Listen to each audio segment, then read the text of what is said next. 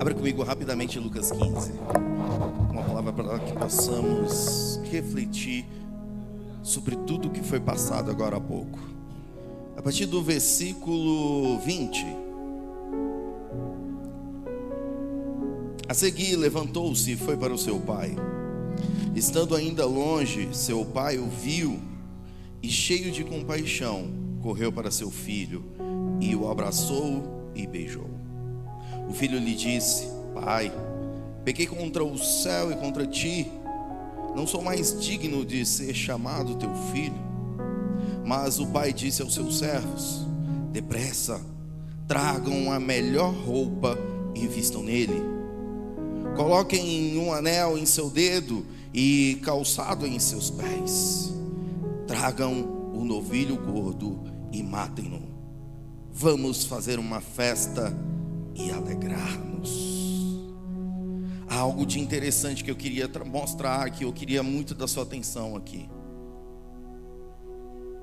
Quando o filho pródigo, ele retorna, e foi encenado aqui, toda vez o pai olhava, e a parte mais alta, a colina mais alta, para ver se o filho estava voltando.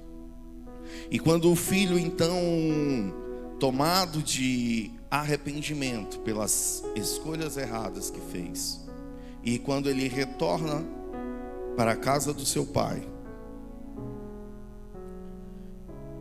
não foi ele quem avistou o pai, mas fala que o pai o avistou. E quando ele chega então à casa do seu pai, ele traz a melhor roupa e entrega ao seu filho. Algumas versões vai dizer, ele coloca a capa. A capa significa,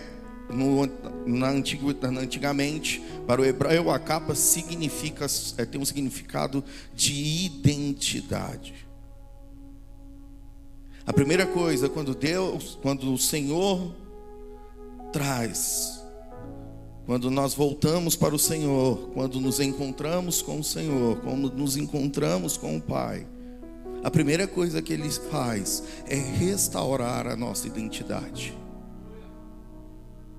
Porque às vezes nós fazemos escolhas erradas, tomamos decisões erradas, e o diabo faz com que nós percamos a nossa identidade. Ao invés de termos a identidade de filhos, passamos a ter a identidade de escravos.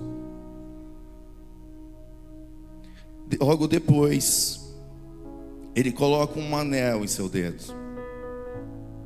O anel com sinete significa autoridade. Logo depois que o pai restaura a identidade do filho, em si, depois colocada a autoridade do pai. Depois que é colocada, restaurada, é dada a autoridade do pai, é colocado agora um calçado. Os escravos andavam descalços, mas os filhos, os donos, os senhores, andavam com calçados. Quando o Senhor coloca o calçado, Ele está falando: eu estou mudando a sua forma de caminhar, eu estou mudando a tua forma de andar.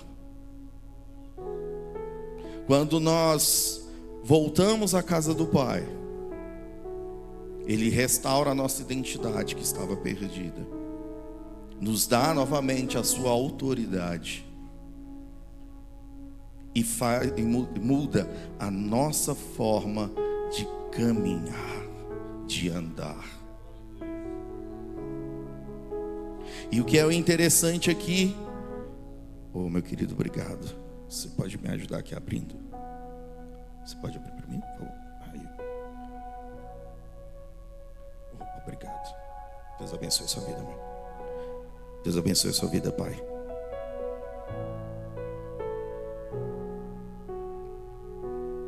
E o que é interessante aqui é que foi matado um novilho. O novilho era a oferta mais cara. Foi dado o quê? Um novilho perfeito, um novilho sem mácula. O que era mais valioso, o pai entregou para festejar o retorno do filho. Não é por acaso que que está aqui um novilho. A oferta mais cara. O próprio Deus Pai entrega o que há de melhor nele. Porque a Bíblia vai dizer que o Senhor nos amou de tal maneira que deu o seu único filho para morrer por nós. Esse é o amor de Deus por nós. É um amor que nos alcança. E quando nós somos alcançados por Ele, a nossa identidade é restaurada. A autoridade nas nossas vidas, como filhos, é restaurada. E a nossa forma de caminhar, a nossa forma de andar é mudada também. E o Senhor nos entrega o seu melhor, o seu próprio Filho. Como foi aqui encenado a crucificação de Cristo. E eu quero que você entenda isso, que o Senhor entregou o que havia de melhor por mim e por você. Nós éramos filhos pródigos, perdidos e escravizados, mas fomos alcançados. A nossa identidade foi restaurada. E hoje nós somos co-herdeiros com Cristo, filhos de Deus por adoção.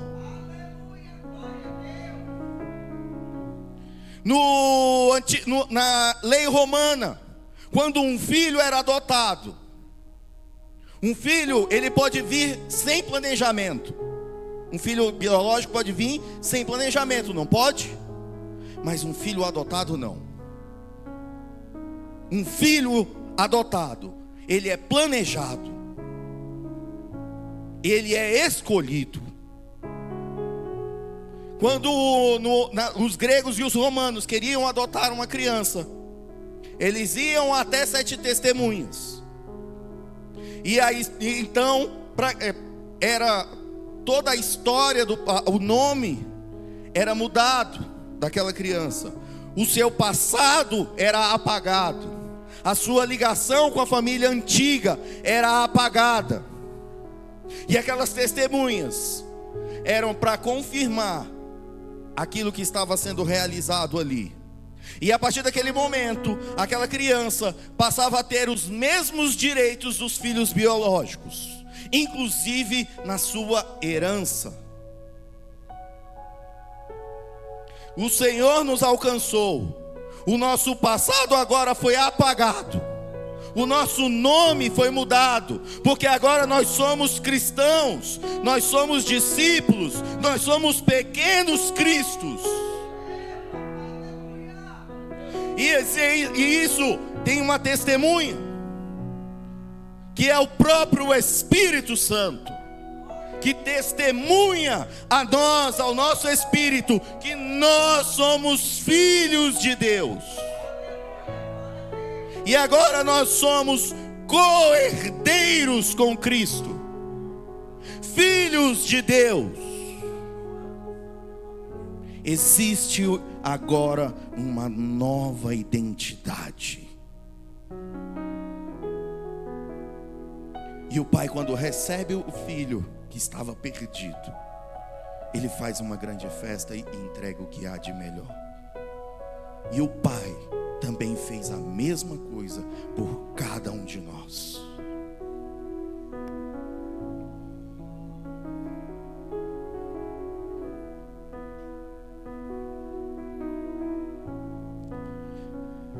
Primeira Coríntios capítulo 1, versículo 18. Pois a mensagem da cruz é loucura para os que estão perecendo, mas para nós que estamos sendo salvos, é o poder de Deus.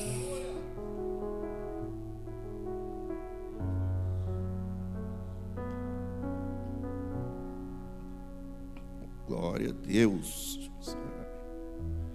Volta. Eu queria que você te explicar um pouquinho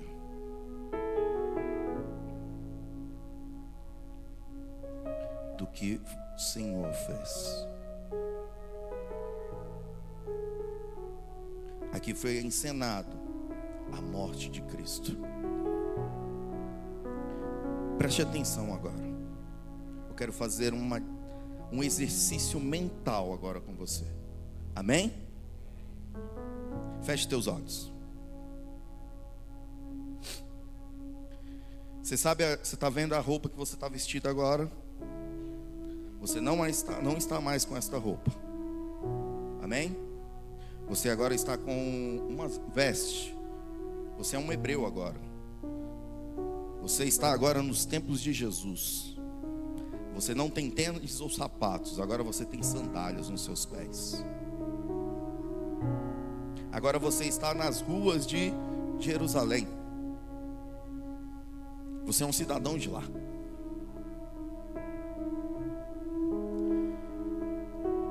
Jesus agora, imagine Jesus. Jesus está na sua frente. Olha só, veja Jesus. Imagine Jesus aí agora. Jesus agora então é apresentado diante de Pilatos. Ele já é apresentado com hematomas. Você pode ver os hematomas que estão no corpo de Jesus, porque ele passou a noite inteira sendo espancado e esbofeteado.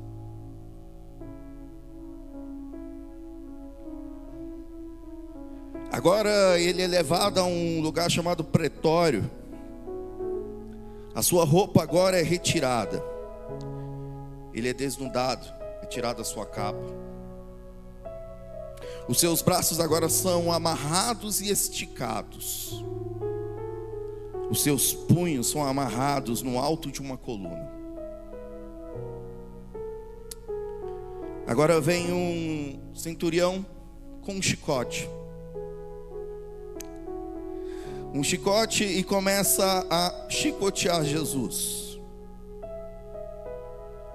Jesus recebe então 39 chibatadas. Na ponta desse chicote há pedras, há ossos.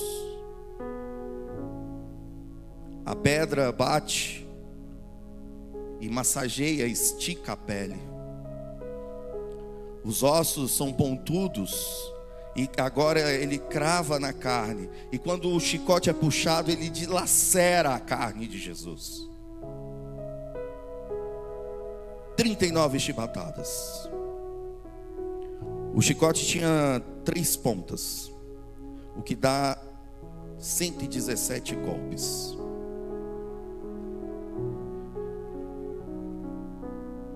Logo depois de ser açoitado, a sua carne agora, ele está em violenta hemorragia. É colocado agora, e essa hemorragia provoca acúmulo de sangue líquido nos pulmões, provoca uma laceração no baço e no fígado de Jesus. Logo depois, Jesus agora sofre temores e também desmaios. A vítima é reduzida a uma massa de carne, exausta, destroçada e ansiando por água. Logo depois é feita uma coroa de espinhos e é colocada sobre a cabeça de Jesus. Esses espinhos de uma planta chamada azufaifo ou espina Christi. Tem espinhos agudos, longos, curvos. E logo quando essa coroa é colocada sobre a cabeça de Jesus, ela é empurrada. E as pontas dos espinhos então penetram no couro cabeludo de Jesus. E essa é uma das partes mais sensíveis do nosso corpo. E começa um longo sangramento. Logo o sangramento começa a se tornar pegajoso, porque começa a formar coágulos. Agora os soldados pegam então uma túnica e jogam sobre Jesus, sobre o corpo de Jesus. Só que essa túnica agora ela se gruda, a carne é aberta pelos açoites, ela gruda e provoca uma dor extrema. Jesus então pega o patíbulo, que é a parte de cima da cruz. Ele pesa mais ou menos entre 50 e 60 quilos. Um homem que recebeu agora 39 chibatadas, uma coroa de espinhos, os coágulos na sua testa. Agora ele tem dificuldade para enxergar, ele tem sede, não consegue respirar direito. E ainda tem que andar 600 metros carregando 60 quilos nas suas costas. Veja, Jesus está caminhando com extrema dificuldade. No meio do caminho ele não consegue suportar o peso, ele cai, e a cruz cai sobre ele. E um homem chamado Simão então é forçado a levar a cruz. Quando ele chega até o local da sua crucificação, a túnica então agora é removida. Só que ela estava grudada na sua carne viva. E quando ela é removida, abre novamente as suas feridas. E o sangue começa a escorrer pelo seu corpo. Ofereceram a Jesus vinho com mirra para atenuar a dor. Jesus agora é colocado na cruz. Quando Jesus é colocado na cruz, o peso do seu corpo provoca um enrijecimento da sua parte do tórax. Jesus agora tem dificuldades para respirar, porque ele consegue inspirar, mas não consegue transpirar. Isso causa um acúmulo de gás carbônico no seu pulmão, que provoca arritmia cardíaca. Jesus então, para tentar respirar, ele tenta tirar o peso do seu corpo, dos seus braços, das suas mãos, e coloca sobre os seus pés. Então, quando ele faz esse movimento de colocar o peso do seu corpo nos seus pés, ele cria um movimento de rotação do seu pulso em torno do prego que está no seu pulso. Só que esse prego está próximo a um nervo no nosso pulso, no pulso de Jesus, e isso provoca extrema dor. Então Jesus, para respirar, tinha um sofrimento muito maior.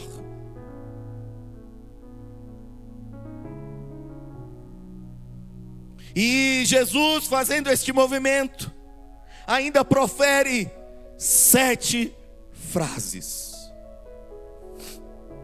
Uma delas, ele fala: Deus meu, por que me abandonastes? Esse é um texto que Jesus traz de Salmos 22. E que, segundo a tradição, Salmos 22 era cantado no sepultamento dos reis. Jesus está ali confirmando a sua natureza real.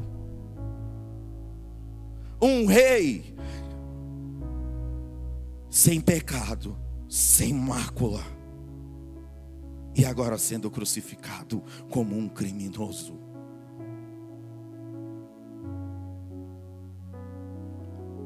E depois de algumas horas, Jesus entrega o seu espírito. Jesus morreu então, e segundo um legista, Jesus teve uma morte multifatorial, relacionada a um choque hipovolêmico, asfixia por exaustão e insuficiência cardíaca aguda.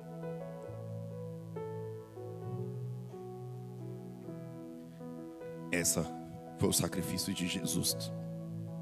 Você consegue ver? Você consegue imaginar isso agora? Mas por que então que Jesus faz tanto tamanho sacrifício? Jesus não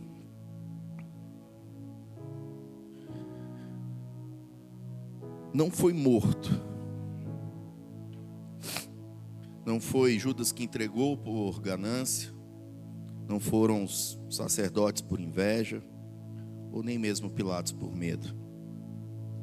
Jesus não foi morto, ele morreu, entregando-se voluntariamente para fazer a vontade do Pai. É esse amor que o Pai nos entrega. Jesus não está interessado nas nossas desculpas. Às vezes nós fizemos escolhas, tomamos decisões, e falo disso que nem de coisas que talvez nem sejam pecados, mas nos afastaram da vontade do Pai. Mas o Pai continua olhando para nós, continua olhando para o filho perdido, para o filho que se distanciou, para o filho que está perdido, que está longe, e continua com o mesmo coração de amor.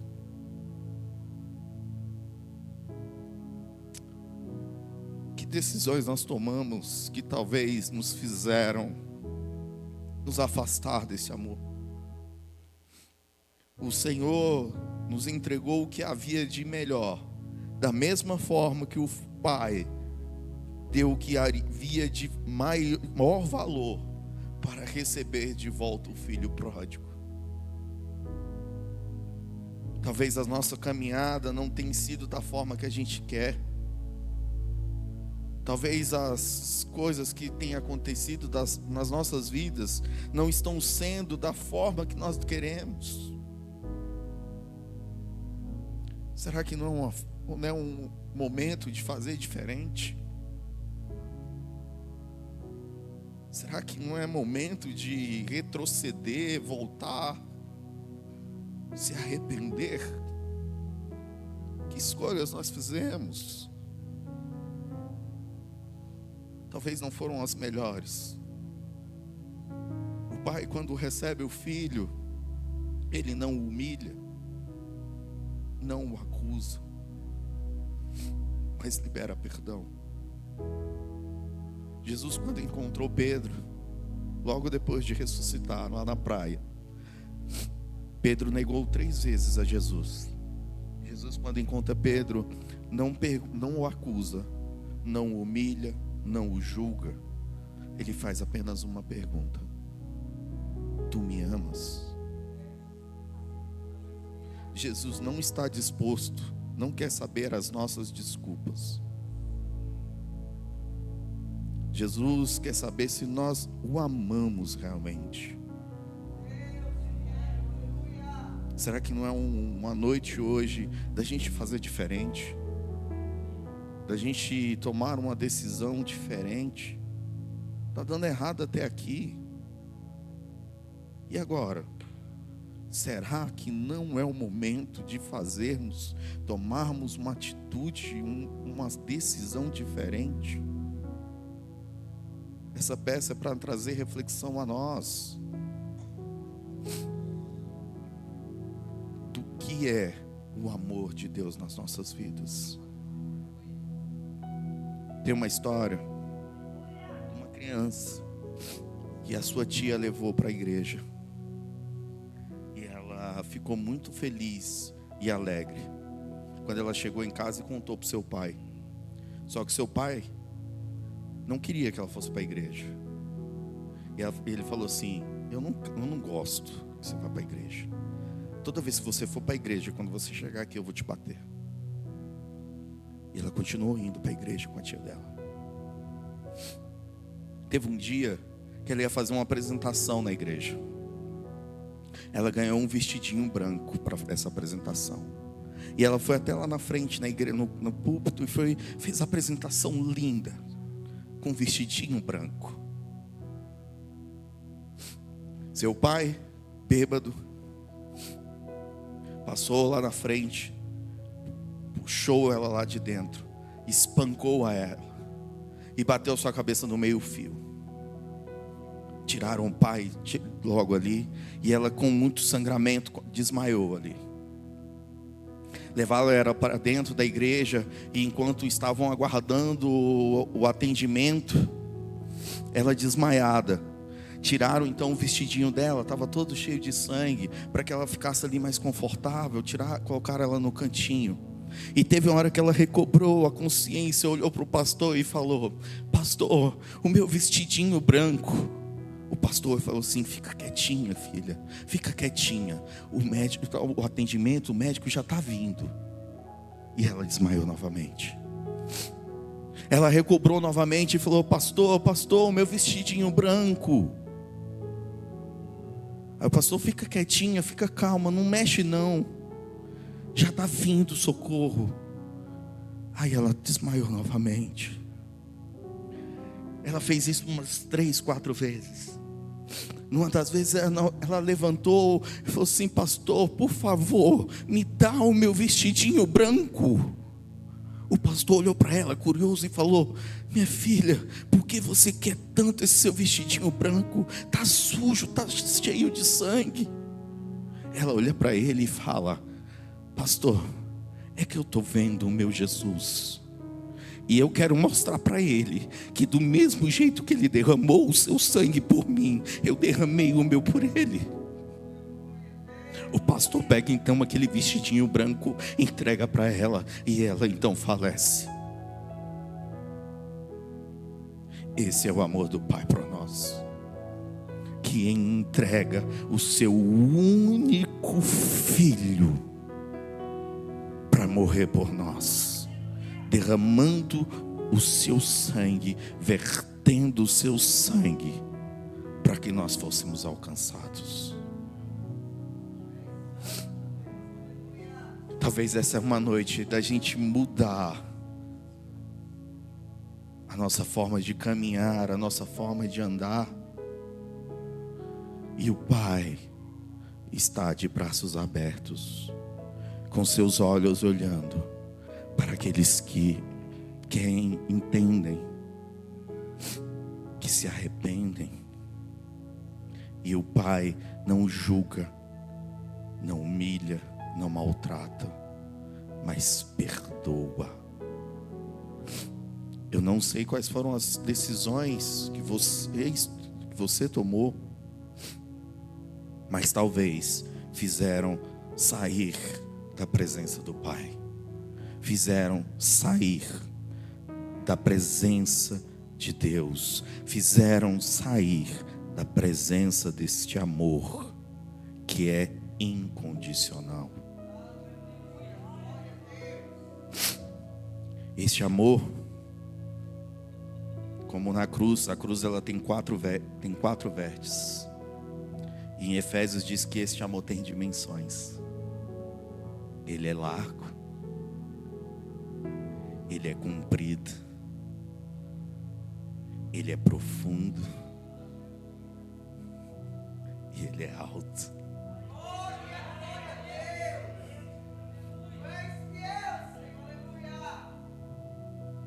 Esse amor que está disponível a todos nós nessa noite, apenas dependendo de uma atitude nossa, dependendo apenas de uma ação nossa. Deus não quer tuas desculpas nessa noite, não quer. O passado é deixado para trás.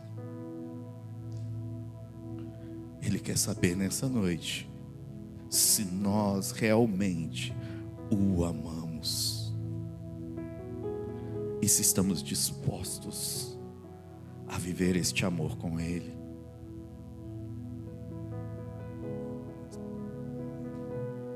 Será que não é uma noite de fazermos diferente? Talvez a nossa caminhada até aqui está difícil, não está? Está difícil sem Ele, né? E que tal a gente fazer de uma forma diferente? Às vezes tentar de vencer com as nossas próprias forças, tentar matar as coisas no peito. E arrepender, voltar para a casa do Pai, saber que tem um Pai que me ama. E um Pai que recebe um filho com amor. E que nessa noite Ele quer colocar novamente uma capa, restaurar a tua identidade, colocar um anel no teu dedo para colocar a sua autoridade e colocar sandálias nos teus pés, para que você mude a forma como você tem caminhado.